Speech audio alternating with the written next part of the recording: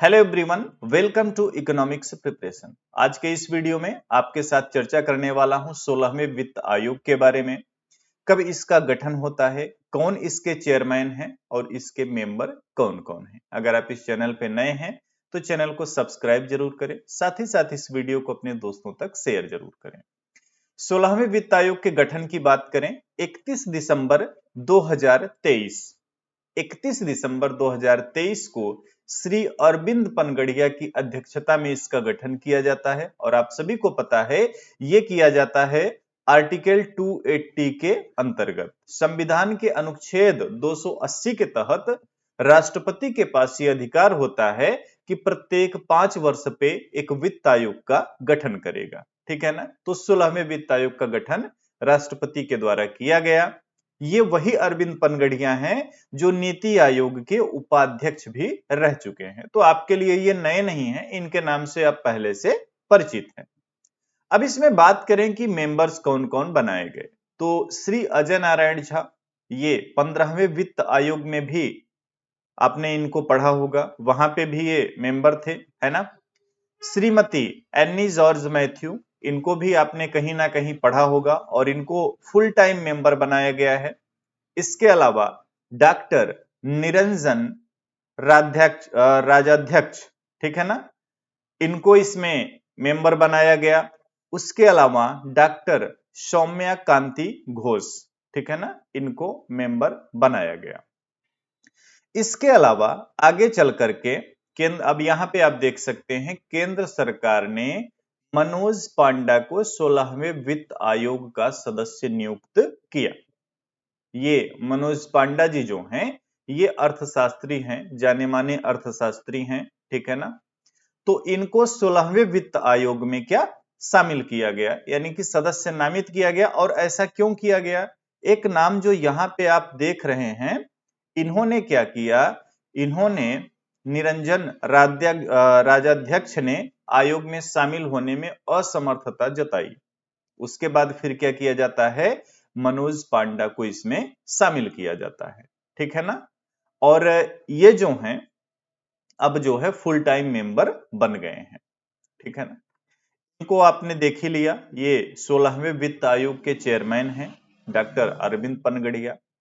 यहाँ पे मेंबर्स को देख लीजिए। एक member Shri Ajay Narayan Jha, Shrimati Annie George Mathew, doctor Manoj Panda, doctor Saumya Kanti Ghosh. इतने लोग क्या 16वें वित्त आयोग के मेंबर हैं। नाम आप इनका याद रखेंगे क्योंकि हो सकता है कि आपके एग्जाम में ये भी दे दें वो इस तरीके का सवाल कि आप जो है बताएं इनमें से कौन 16वें वित्त आयोग के सदस्य नहीं है। तो अगर आपको ये नाम याद रहेंगे तो आप सही जवाब दे के आएंगे, अगर आपको ये नाम याद नहीं रहेंगे तो आप गलत जवाब दे के आएंगे। रही बात अध्यक्ष की, तो वो तो सबको रटा होगा, आज से नहीं कई साल से आप पढ़ रहे हैं इनके नाम को। इतनी बातें हो गई। अब देखो एक सवाल और कहां से आपके एग्जाम में बनता है, एक बनता है जैसे मैंने बोला क्रोनोलॉजी का। तो क्रोनोलॉजी में आपको क्या करना होता है कि अब तक जितने फाइनेंस कमीशन गठित किए जा चुके उसमें से कुछ फेमस फेमस आप नाम याद रखना और ये याद रखना कि वो कब गठित किए गए, उनका टाइम पीरियड क्या था। अब जैसे 15th फाइनेंस कमीशन की बात करें तो ये 2017 में गठित किया गया था, है ना, एनके सिंह की अध्यक्षता में, और पहली बार ये 2020 से 25 के लिए ही था। लेकिन इसमें क्या होता है, ये फिर इसमें 2020 से 21 और उसके बाद क्या 2021 से 26, तो देखा जाए तो ये 6 साल का हो गया आपका 15th फाइनेंस कमीशन। अब यहीं पे आप नीचे अपना 16th फाइनेंस कमीशन ऐड कर लेंगे। तो इस तरीके की अगर आप नोट्स बना लेते हैं तो आपके लिए ये क्या बेटर रहेगा आपके एग्जाम के लिए। अब जैसे चर्चा करें कि सवाल यहां से क्या बन सकता है, तो यहां से आपको क्रोनोलॉजिकल सवाल दे सकता है। उन्होंने मान लीजिए 4 नाम दे दिया, मैंने बोला एक उन्होंने केसी पंत को दे दिया, खुसरो को दे दिया, रंगराजन को दे दिया, विजय केलकल को दे दिया। बोला इनमें से कालक्रम के अनुसार व्यवस्थित करिए। और ऐसे क्वेश्चन प्राय पूछे जा सकते हैं यूजीसी नेट में या किसी राज्य में होने वाले सेट एग्जाम में। तो अब आप ऐसे सवाल तभी कर पाएंगे जब आपको क्लियर पता होगा कि ये किस वित्त आयोग के अध्यक्ष थे।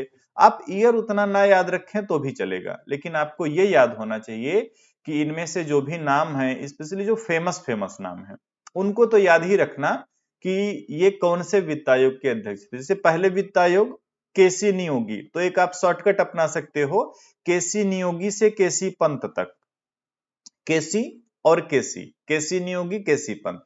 पहले वित्त आयोग के अध्यक्ष कौन? केसी नियोगी। 10वें वित्त आयोग के अध्यक्ष कौन? केसी पंत। उसके बाद फिर यहाँ पे थोड़ा सा आप एफर्ट कर लेना, जैसे 11वें वित्त आयोग में खुसरो का नाम याद कर लेना, 12वें वित्त आयोग में रंगराजन का नाम याद कर लेना, और इधर 13, 14, 15, 16 ये सब तो आपको याद ही होंगे। मुझे नहीं लगता कि इधर किसी को मिसअंडरस्टैंडिंग हो या कोई भूलने वाली बात हो, है ना। तो इस तरीके से अपने अकॉर्डिंग आप इन चीजों को याद रखेंगे, ताकि एग्जाम में अगर यहाँ पे क्रोनोलॉजी वाला भी क्वेश्चन आए तो भी आप उसको सही करके आए, उसमें कोई दिक्कत ना होने पाए, ठीक है ना। और जैसा कि मैंने बोला कि यूजीसी नेट जैसी परीक्षाओं में ऐसे सवाल पूछे जाते हैं।